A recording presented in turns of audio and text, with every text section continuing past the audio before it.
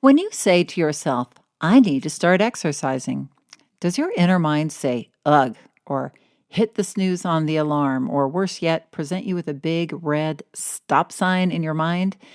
In this episode of the Thin Thinking podcast, we dive into how to push through mental resistance and begin getting going on a consistent exercise routine. Did you know that our struggle with weight doesn't start with the food on your plate or get fixed in the gym? 80% of our weight struggle is mental. That's right. The key to unlocking long-term weight release and management begins in your mind. Hi there, I'm Rita Black. I'm a clinical hypnotherapist, weight loss expert, best-selling author, and the creator of the Shift Weight Mastery process.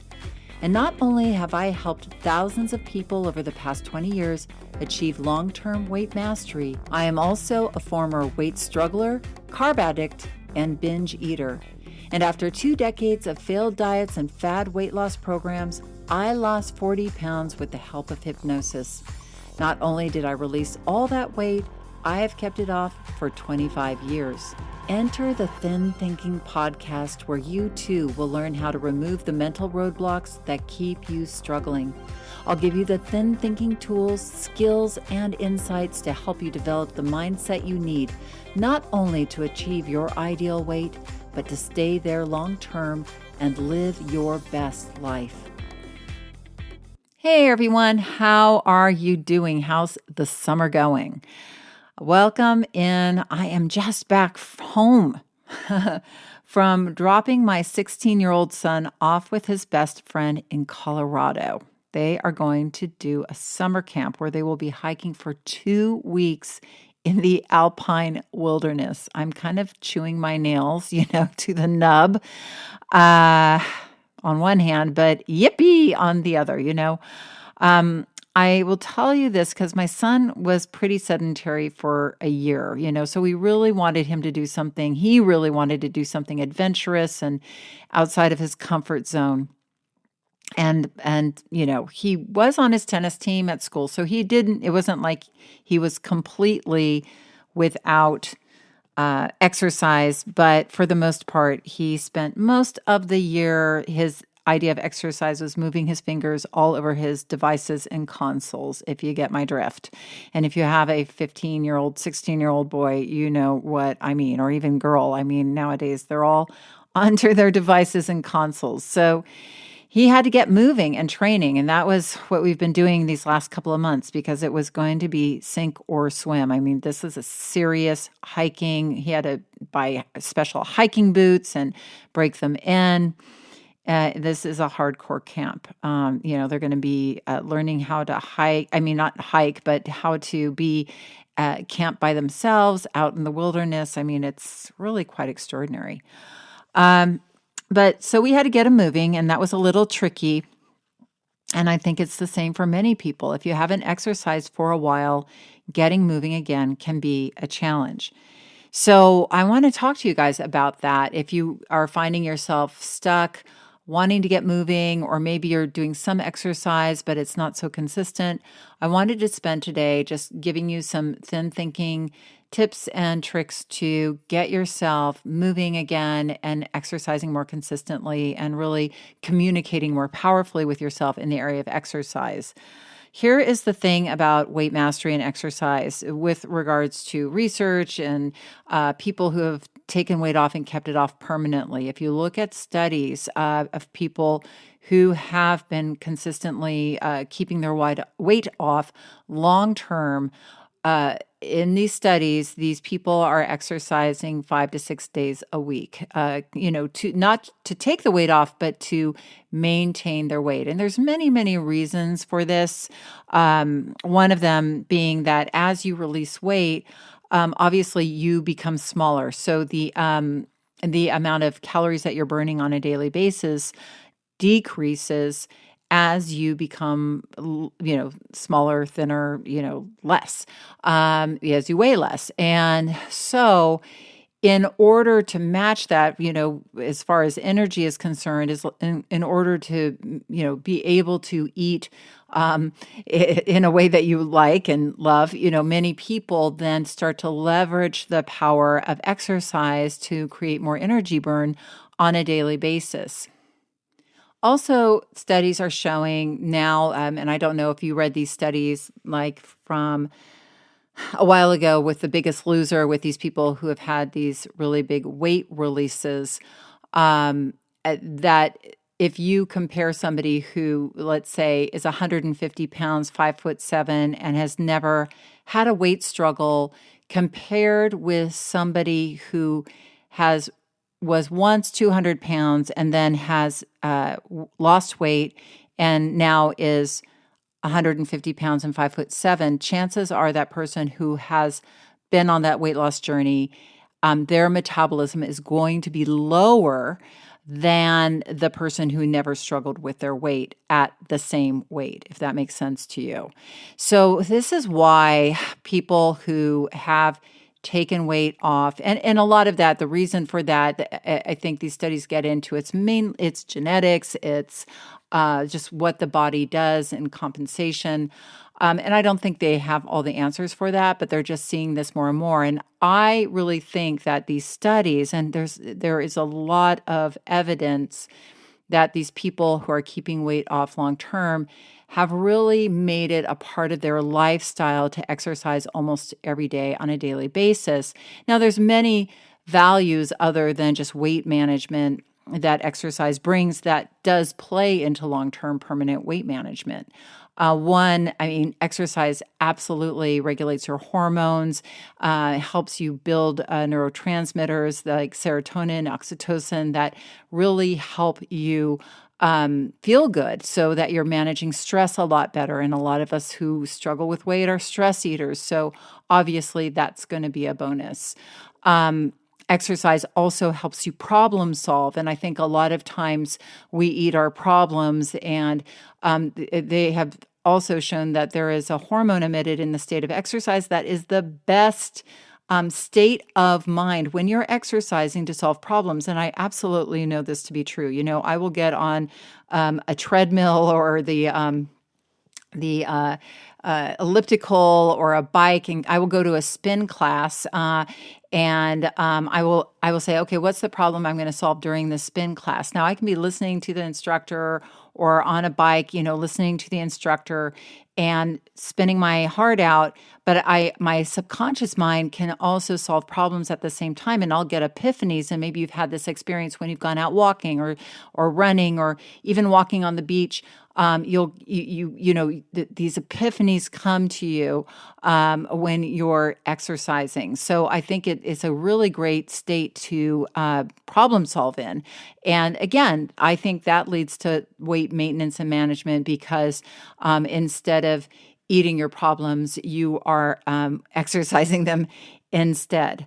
Now, here's the thing. If you're in the beginning of a long-term permanent weight mastery journey, do you need to be exercising from the get-go? No. I think a lot of people put a lot of pressure on themselves when they start losing weight. When we get into that, I'm going on a diet, so that means I have to exercise a lot. Not necessarily. I think sometimes it really helps to get the food in the right place and not put a ton of pressure on yourself to really start exercising unless you're in the mood to. A lot of my clients come to me and they're already exercising, but it's really about getting the food in the right place. So, what you start out doing is highly personal to you. And I'm going to get into this.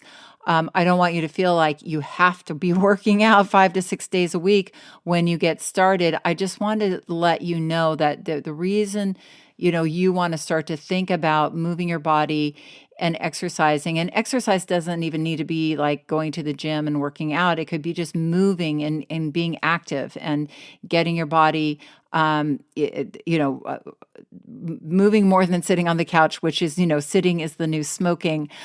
So you want to start to re-identify yourself as an active person. And that's what we're going to get into. So here are some thin thinking mindset tips that will help you start to get back on and start exercising or get back into a routine. Now, again, I'm going to remind you that, it's not your fault that you're necessarily struggling with exercise. I think it's really important to remove any shame or negative feelings about yourself, because really, honestly, the way our mind is designed for weight loss and management, exercise, all of that, the mind is really not set up to help us out very much. In fact, it kind of works against us. Our conscious mind, we have very good intentions. I'm going to wake up. I'm going to set the alarm. I'm going to exercise tomorrow. I'm going to wake up and I'm going to go for a walk. I'm going to go get on that rowing machine. I'm going to go do something, right? And then we get that alarm goes off, and our reptilian subconscious mind is like, what the hell was that noise? I'm shutting that thing down and going back to sleep, because, our mind wants things to stay just as they are. And when you're warm and cozy in bed in the morning, that reptilian brain, does it want to move and exert itself? Hell no. So, and that's a very powerful force working against you. So we really have to learn how to get our whole mind working with us in order to get moving. Now, another problem that is on our way is in our subconscious mind, we have negative identities of ourselves as couch potatoes, lazy, I'm a pig. We have these negative labels and self-identities of ourselves as a sedentary person. That really works against us. So I want you to understand that labeling yourself, I can't tell you how many people have told me that they're a lazy pig, they're lazy, they're a couch potato, there's a lot of descriptions that are not very kind that people like to label themselves. Their little inner critic inside wants to let them know, yes, you are a couch potato and you will not amount to very much because you are lazy and you're unproductive and you're a slovenly pig, right? Very kind, right? We just love that inner critic. And also, we have a belief system that's set up to look at exercise like it's hard. Oh, exercise, exertion. I don't like to sweat. I have back pain.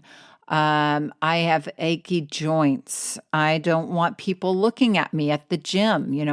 I've heard that year after year after year. And I understand that, because I avoided the gym because I didn't want people to see me when I was 40 pounds heavier working out. I felt very embarrassed about that.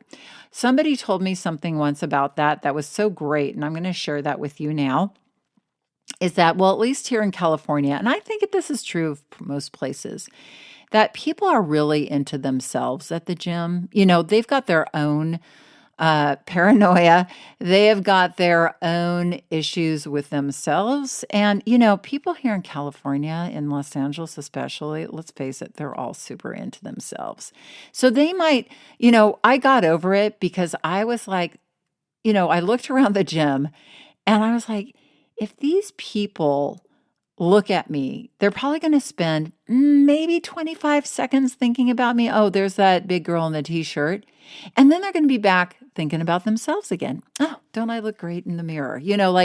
So I really realized that people really don't spend that much time thinking about you. I know it's hard to take that in. It's hard, like, that people pretty much could care less about you. They're all in their own drama and their own concerns. But it's very freeing once you kind of get over that, because it's like, well, they don't care about me, so I can wear whatever I want and I can do whatever I want. And I highly recommend you start to take that attitude. Like, yeah, they really don't care about you. So what are you worried about?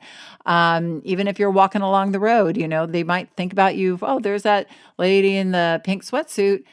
Wow. Okay, great. Now I'm back to my own drama and my own day. So, you're not that important in people's minds, except maybe your loved ones. So don't worry about what people think of you. What they're thinking about you is really none of your business. What you think about yourself is all your business. And you should think some better thoughts. And we're going to get into that. Okay, and then habit, sleeping in. That's a habit. Coming home and pouring a glass of wine and sitting on the couch. That's a habit. We get into these habits that are patterns that then just get parked in our subconscious mind. Our mind thinks this works just great for me. Don't rock the boat. Don't get, in my face here. Just leave me alone and let me just repeat this pattern over and over and over again, even if it's causing you to gain weight and feel unhealthy and feel like a couch potato. Okay.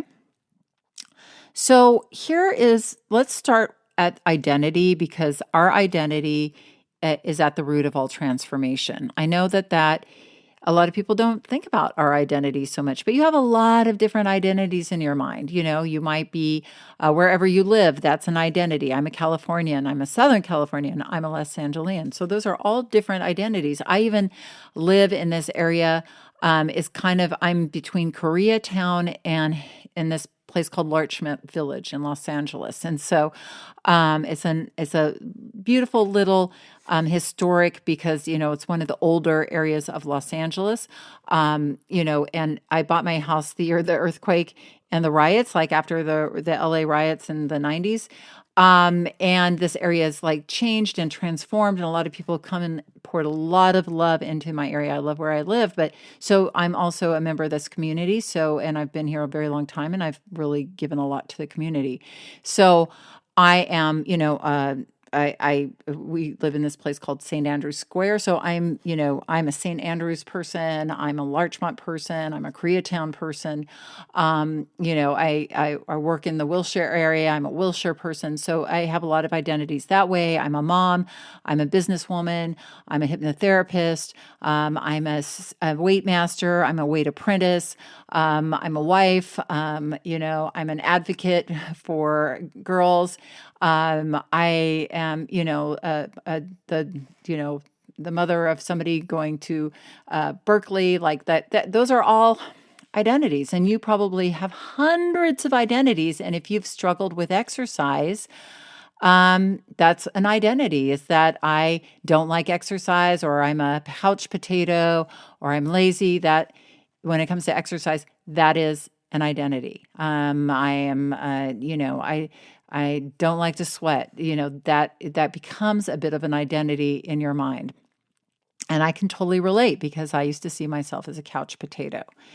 So one thing that we can start to do is transform our identity. And that is something that you just choose in a moment. It's not something that you have to prove to yourself. You can transform your identity just by saying so, and starting to think of yourself differently. Like if you ever got married and you said, I do, all of a sudden you're a spouse instead of a single person, right? And you're not trying not to be single. You're now adapting to this new identity of being a wife or a husband, or, or if you were a student and then you went into your profession, now all of a sudden you are a teacher, or you're a nurse, or you're a lawyer, or you're a manager, or you step into an identity and you begin to live into it. So the idea that I would have for you to start to step into is I'm moving in the direction of being an exerciser. Like you don't have to say, I am an exerciser, because your mind probably won't accept that, because your mind will say, well, that's not true. But you can say, I'm an apprentice of exercise. I am I'm a beginning exerciser. I'm a novice exerciser. I am a novice fitness person. I'm a new fitness advocate. You can find a title that fits for you. Play around. You're smart. But what you're doing is opening up a little door in your brain, and it's not even a door, it's a little space. Like you want to think of it as your exercise room that you're creating in your brain. And you're giving that a label, like saying, okay, I'm stepping into being an apprentice of exercise. That means like I'm starting. I don't have to be, working out 6 days a week, but I'm starting to see myself, and saying to yourself, I'm moving in the direction of this, opens up your brain too, because it doesn't freak your brain out too much. It's like moving in the direction is like, oh, I'm open to this idea. I'm getting started. It's not scary like I have to do it this second, but it starts to plant a seed in your brain and it will grow. Okay? Now, let's talk about this belief of exercise sucks and it's hard and all of that stuff. When you have not been exercising or moving your body too much, the idea of moving your body probably isn't going to seem that pleasant. And I find a lot of times with people, we frame it to ourselves so negatively that who would want to exercise, right? Like we think of sweating, we think of like putting on the clothes, we think of waking up early and it's cold and putting the clothes on in the cold, or um, waking up and driving to the gym, or going out in the outside where it's cold or it's hot, or like the what we focus on. You create what you focus on. So usually what I find that people focus on with exercise totally turns their brain off to the idea of exercise. So maybe you can think about like how you have been thinking about exercise and ask yourself, is the way I'm framing it to myself inviting, or is it discouraging? There are three parts to exercise. And, if you want to look at the three aspects of exercise, there's the time that you spend getting ready to go and exercise, meaning putting on some exercise clothes, maybe, getting your home gym set up, or maybe going outside or driving to a place to like a gym or a track to work out.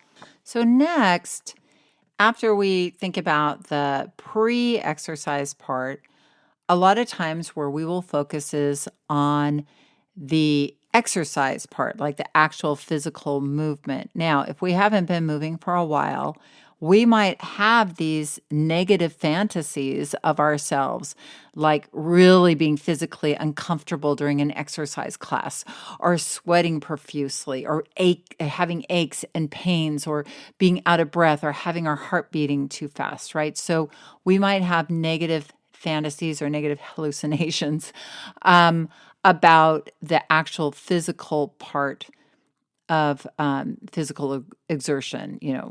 So that might be, or you might have a memory of walking the last time, and maybe you had arthritis or something and it was really hurting you, and so your mind will focus on that. Or like I said, the beginning part of the exercise, like trying to get going.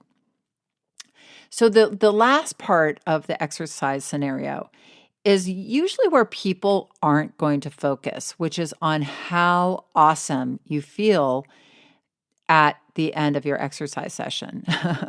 How wonderful it feels to have moved your body, to have connected your mind and body. And I mean, to be honest with you, once you start moving, the actual moving part of exercise, once you get a positive memory of it going, that is going to pull you into exercise, because there is nothing like your brain and body working together in unison for a feeling of empowerment. And exercise is one of those things that instantly brings you confidence about yourself, confidence about your physicality. It's one of the things that can quickly change how you stand and how you feel. So really, but the last part of the exercise equation is really where I would have people focus on, when they want to seduce themselves into the idea of exercise. When you're laying in bed in the morning, you don't want to think about getting out of bed and getting into the cold clothes and getting out to exercise. What I focus on all the time that gets me is how awesome I am going to feel all day long because I moved my body in the morning. Or if it's at night that I'm choosing to exercise, how amazing I'm going to feel after I've removed all the stress from my day from a good workout session. So focusing on that end point changes. All we have in our life is our focus. And if we choose to focus on negative things, it's going to create a negative feeling in our body. It's going to create a negative emotion in our body. Our mind's not going to want to do it. But if we focus on the aspects of exercise that pull us forward, how good we're going to feel about ourselves, how confident we're going to feel. And I'm going to get into some ways that you can get yourself into doing this, but I just wanted you just wanted you to know that maybe part of the reason that you haven't gotten yourself going is where your focus is in the wrong place. You're focusing on negative ideas and fantasies and hallucinations versus really focusing your brain on the powerful part of exercise and the feel good part of exercise. And I always tell people, if you can exercise for 3 days, if you can just do 3 days, even if you're doing 10 minutes of exercise, your brain and body will start to, those hormones that are emitted, the neurotransmitters that are engaged. You'll start to getting addicted to exercise. And, a lot of people are, you can call them exercise nuts, exercise addicts, but because they've gotten hooked on that feel good feeling, that feeling of, especially in the middle of exercise or after exercise. But don't focus in the wrong place, especially if you're trying to get yourself engaged and going. Now let's talk about the habit, starting a habit of exercise. One thing I have found, and again, I have a lot of experiences with working with people because, like I said, I've been doing what I do and helping people with managing their weight for 20 years. That's a lot of people, folks. And I've seen a lot of people in the beginning of their weight release journeys. And something that a lot of people will do is when they have not been exercising, what they will do is they will say, well, I'm going to start exercising. And then they'll have really huge expectations of what they need to do in order to get going. Like, so somebody I will, be in a conversation with somebody and say, okay, how much are you planning to start out? And, what's your exercise goals? Well, I thought I'd start out 5 days a week, about an hour a day. And I'm like, okay. And when was the last time that you had an exercise routine going? Oh, I have not had a exercise routine for 7 years. Okay. And then that's my job to start to move their minds from this idea of something that they're not going to do. You might get an exercise routine going that is an hour a day, 5 days a week, and you might succeed at that for a week. But most people have to, their brain, if they think about, if you haven't moved for a long time, and then you think about moving an hour a day, first of all, creating that time in your schedule, but secondly, following through on that, especially after working out for an hour the first day, you're going to be sore. You're going to, there's going to be a lot of adjustments that your body is going to have to make, and your brain is going to get overwhelmed, and it's going to shut down and it's going to say no. So I think one of the main reasons that you might not have started an exercise routine is your expectations are too big of what you need to do to get started. That I see that is a very common thing. The other thing is, if you were very fit in the past, like if you were an athlete, I've worked with Olympic athletes who, were incredibly fit and had very high fitness goals and achievements. And then something happened, like they were in an accident and then they were sedentary for a while, or something happened in their lives where they got out of the routine, or, they won the gold medal or whatever. And they were a coach, but they hadn't been really exercising themselves too much. They just got busy with life, raising kids, doing whatever. And then they're very ashamed and they're holding themselves to the old exercise standard. And it doesn't even have to be an Olympic athlete. I'm just talking about anybody who, played football in high school or basketball, or, was fit in their 20s and they were jogging every day or running marathons, and then it stopped. And then they got out of shape.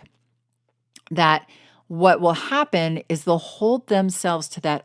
I've got to get back to that place right now.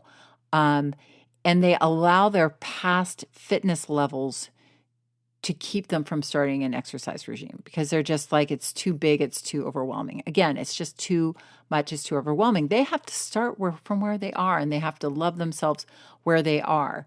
Because a lot of people, if they had an incredibly fit body at some point, and then they look down and they see themselves out of shape, there's a certain amount of resentment they hold against themselves and their body for, not being perfect. And I kind of have to say, you got to kind of forgive yourself. It is what it is. You are where you are now. Love yourself where you are and start from where you are. And the good news is, you know how to exercise and you will be able to get going and you will be fit. And, we go through different eras of our life. I'm in my 50s and I have different expectations of my body than I did when I was in my 40s and in my 30s. I had zero expectations of my body in my 20s. No, I'm kidding. But, I was, struggling so much with my weight. And I mean, I remember going to exercise classes and leaving the exercise class halfway through the class. I was like, um, I'm just going to leave and I'll come back later and I'll do the full class tomorrow. I never did. I got so in the habit of leaving exercise classes early. I don't know what was up with that. But anyway, that was my struggle story.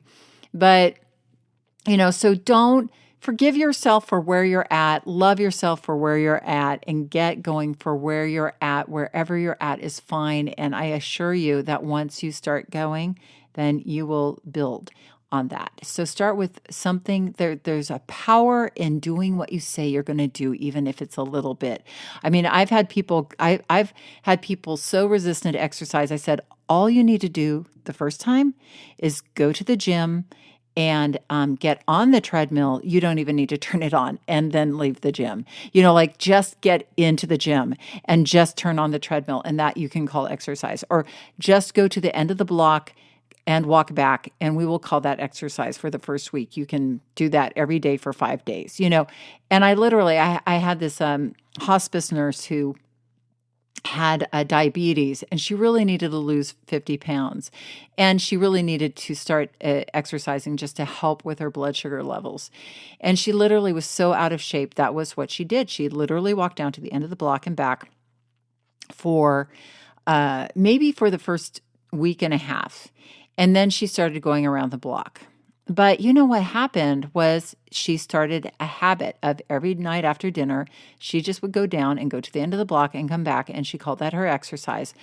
And that built so that by the end of the summer, she was walking a mile. And then, we live in California. She was still walking outside in the winter time. Her husband started going with her, and she released 50 pounds, but it started building. I have someone in our community now who just started 10 minutes a day. And then now she's doing an hour and 15 minutes, 5 days a week, but it started by saying, I'm just going to do 10 minutes. You do 10 minutes, you start to move your body starts to get used to it. You start to get the benefits of the feel-good hormones, and you do what you say you're going to do, and you build that confidence. So start little and build rather than starting with these big, huge expectations. The other thing that might be getting in your way is you're trying for the wrong time of the day. I hear this again too. Oh, I'm going to wake up at 3:00 in the morning, because you wake up at 5:00 to get and fight traffic and get to work. And, sometimes I'm a really big believer in the path of least resistance, right? So it would be really awesome if we could all wake up at 3 a.m. in the morning. Some people do it. I am not one of those people. But if you are, all the power to you. But it could be that you're just setting yourself up for failure because you're setting up really unrealistic expectations of when. Some people, or the opposite would be true, that the afternoon they get home and they're just too tired from their day, and maybe the morning is going to be better for them. So you need to find the right time. Sometimes lunchtime works out being the best time of day. But you can start to be creative about your time as well. Like for some clients, I'll recommend, hey, why don't you uh, break it into three, 10-minute sessions, walk around the block a couple of times, or jog, or, do your thing in the morning for about 10 minutes, 10 to 15 minutes at lunchtime, and, 10 to 15 minutes when you get home, just to get started and get going. And then maybe you can build from there once you get going. And many people find that this, that's over a half hour of movement, and that burns calories, that gets them going, gets them, feeling that they're moving in the right direction. So start to think about the time and maybe think if you haven't been waking up and you said you were going to be waking up, instead of beating yourself up about it and saying, I'm lazy because I'm not waking up in the morning, say, well, maybe I need to find a different time.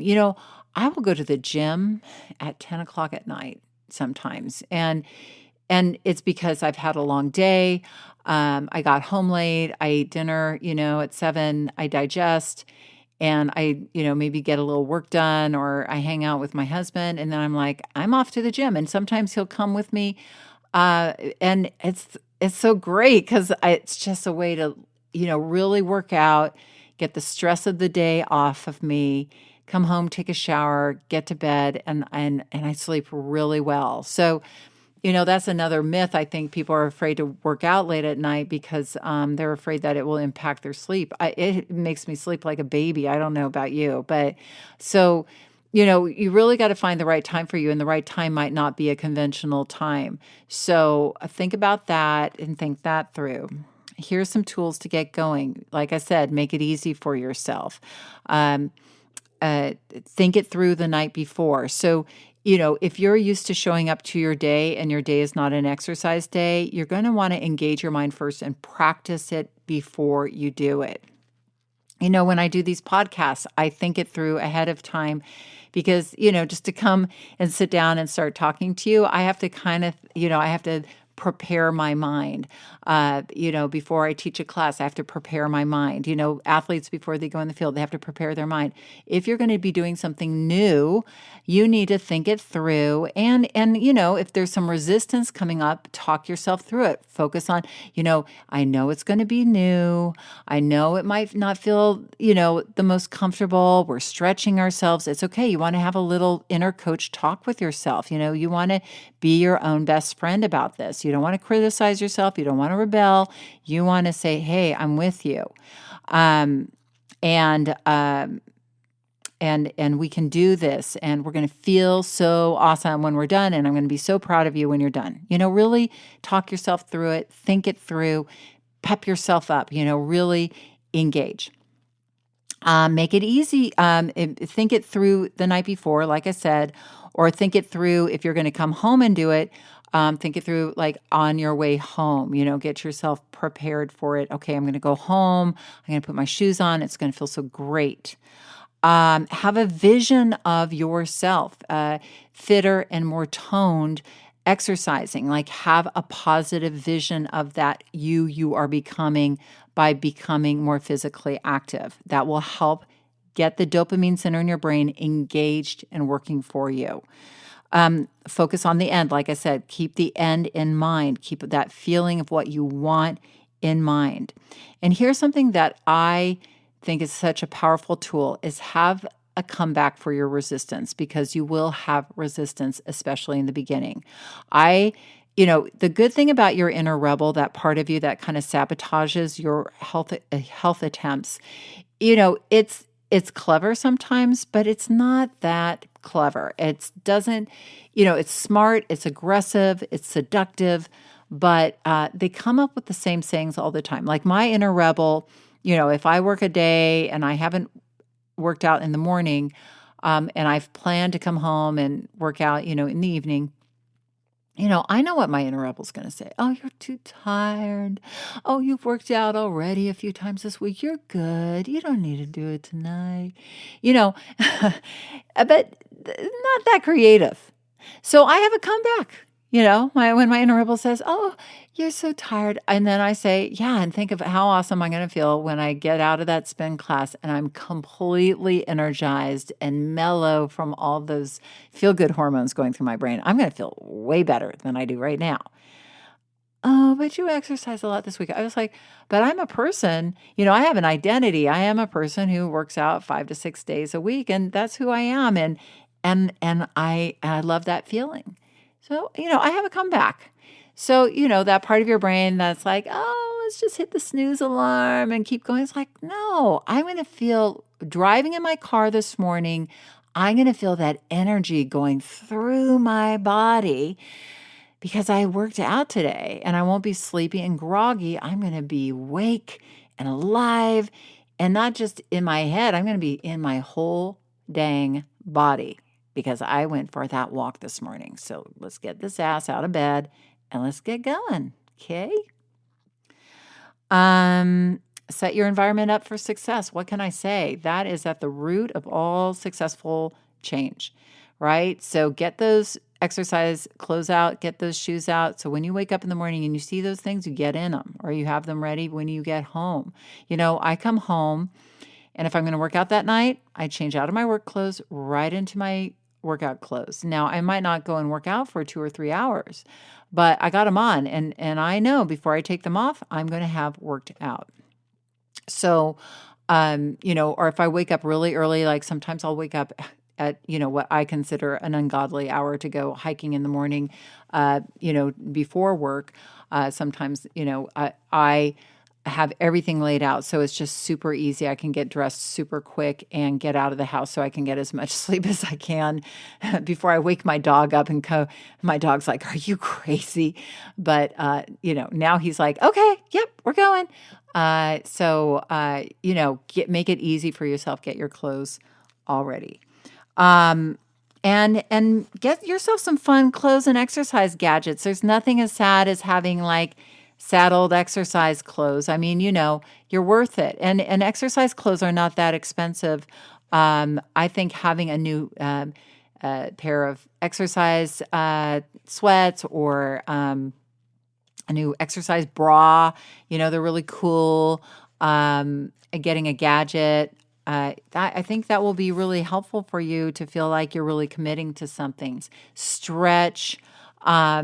There's some great YouTube stretch, if you just put in stretching for lower back, stretching for your legs, take care of your body too. I know now that I'm in my 50s, I'm really working not just on fitness levels, but mobility and balance and all of those things that start to get going when you get to my age. I mean, not that 50 is the new 30s, okay?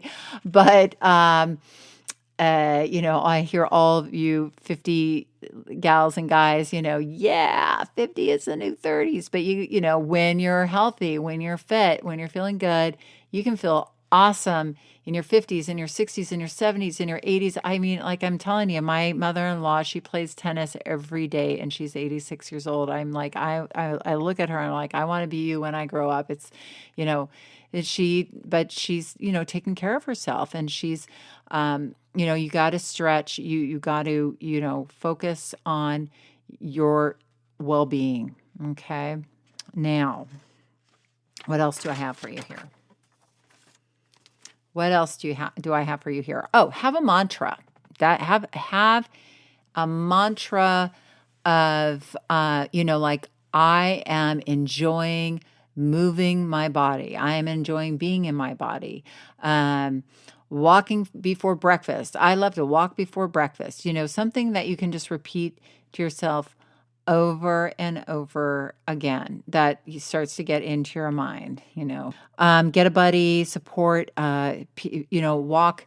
I just interviewed somebody, Mickey Marafino, and she started this walking and talking where she wasn't near her friends, like she wasn't close to her friends during COVID, but they would go out and separately walk, and they would have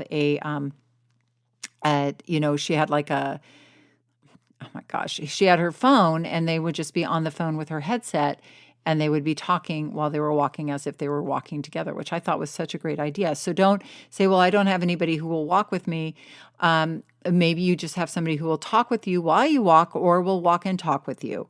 Or get an exercise buddy. I know I've had such great exercise partners, and it really builds our relationship to meet every week, and you kind of get into this deep state when you're walking with somebody or hiking with somebody where you talk about everything under the sun. It's such a great thing. It's kind of like therapy. So get an exercise buddy. It changes your life. You can check out Facebook groups for people in groups in your area. Be safe with that, but I know that there are areas here in California where there are walking groups and hiking groups and stuff like that. Not so much during COVID, but now that we're coming out of COVID, I think we'll see a lot more of that again too. Break it up, like I said, 10 minutes, 10 minutes, 10 minutes. If you want to do stuff like put your weights by your tea kettle, that's what I do. I lift weights while I'm waiting for my water to boil, just to get it in little bits. It doesn't have to be these big, huge workouts. So also you can do some exercise while you watch TV at night. You can do your stretching at that time. That's what I do. You can lift weights then, or I like to do my standing up exercises and my like sit-ups and stuff like that while I'm watching TV, because I'm not eating. If you're not eating when you're exercise. Well, that's not true. Some people can do both, but you know what I'm saying, and I'm being funny.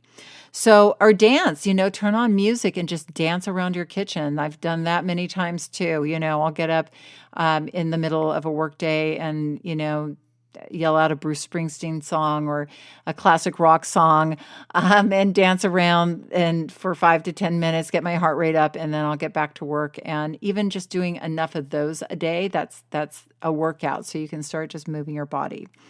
So, I hope this has been helpful to get you moving, and I hope that you enjoy moving into the rest of this week. Also, I just wanted to let you know that I am offering a $5 off my exercise hypnosis pack. It's in the Shift store, and that link will be in the show notes along with the coupon code. And it's a great. People love this. It's 3 actual hypnosis sessions. One is called Get Up and Exercise, or it's a morning exercise session that literally is 5 minutes long. You listen to it and it gets you to get out of bed in the morning. So talk about motivation. The second session is the desire to exercise, and this really gets you engaged in wanting to exercise.